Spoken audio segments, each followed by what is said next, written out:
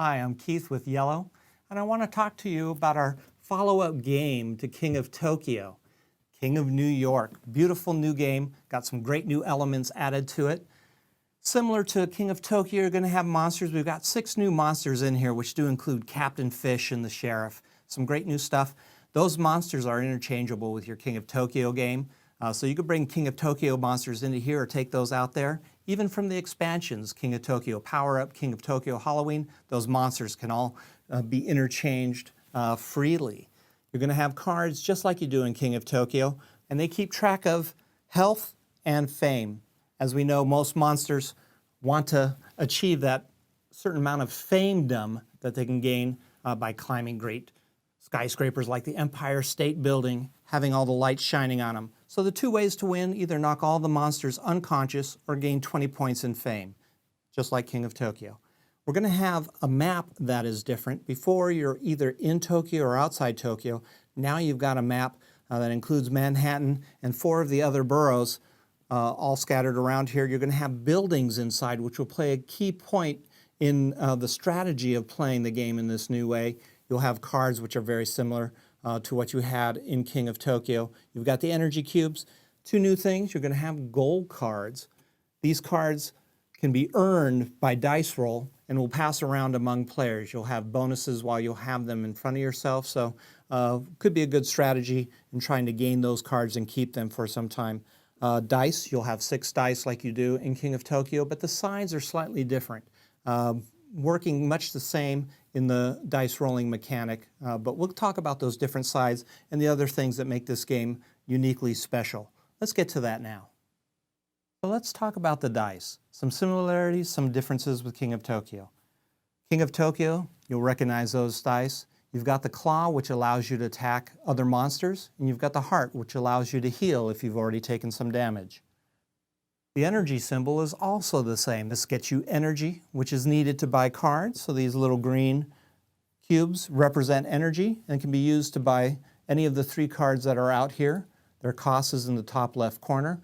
2 types of cards. There's the keep cards, which will stay in front of you for the duration of the game, and discards, which are one-time use and then discarded. Always 3 cards out here. So as cards are bought, new cards come up for other players to purchase. One of the new things is the star takes the place of the 1, 2, and 3, which was in the King of Tokyo game.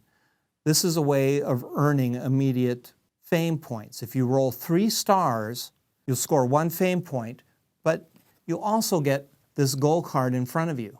That gold card allows you from that point to roll stars and score 1 point for each one that you get. So a quick way to get fame points once you get the card in front of you. That can be stolen if somebody else's rolls 3 stars. So be wary of that, but a good strategy once you get that card to start rolling as many stars as possible. One of the new things are the buildings. You'll notice there's 3 piles of buildings in each of the 5 boroughs. When you roll those, it gives you the ability to destroy buildings. So if I'd rolled 2, you can see that Captain Fish here has a 2 here. 2 stars, he can destroy that, automatically score 2 stars. But the problem is when you destroy a building, it makes the military mad. And by that, the token gets turned over and now you have military that you have to deal with. They potentially could do damage to you later. You can destroy the military, slightly elevated cost to destroy them, but you do get bonuses for doing so. So as the game progresses, you're going to have more and more military showing up as people start destroying buildings. You can have up to 2 monsters in any one borough, which brings me to the second die. When you get this one, the broken skull, that causes the military to fire. So if you roll 1 skull, usually at the end of your turn, that's left there, military is going to fire on you if it's your turn. If you get 2 skulls and you had 2 monsters in the same borough, military would fire on everybody that is in that borough, and you can have up to 2 monsters in a borough. Additionally, you can have 3 skulls, and what that does is unleash the barrage of military that is out there. So the military fires on everybody who is on the board in their respective boroughs. So these people would be fired upon. If there was military, they'd be firing here and in Manhattan, all the different locations. Good way to set a trap, though, possibly, if you reveal those, you move out of the borough to Staten, the people in Brooklyn are going to take the heat for being in there, and you won't do any damage because you didn't have any military in your borough. So strategically, you can use that to good advantage through the game. So another thing to think about, when you do that, if you do actually trigger the 3 skull, you get this card in front of you, which gives you a bonus while you have it in front of you. It gains you 3 extra fame points, and you get to keep that while you have that card in front of you. So some new elements being introduced there. The last thing to talk about is the board. So not just Tokyo inside and outside, but you've got the 5 boroughs.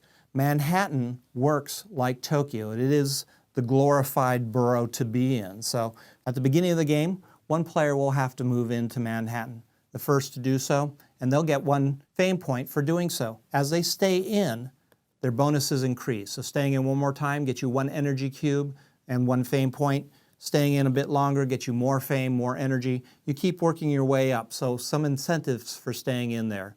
The tough thing is you cannot heal from rolling hearts.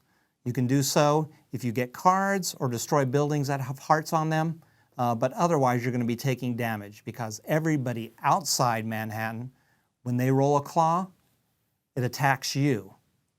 On the flip side, if you roll the claw, it attacks everybody outside. So some good trade-offs that you're going to have to decide what works for you. Hang in there as long as you can because that's where you can do the most damage to other people, but you're going to be taking some heat yourself.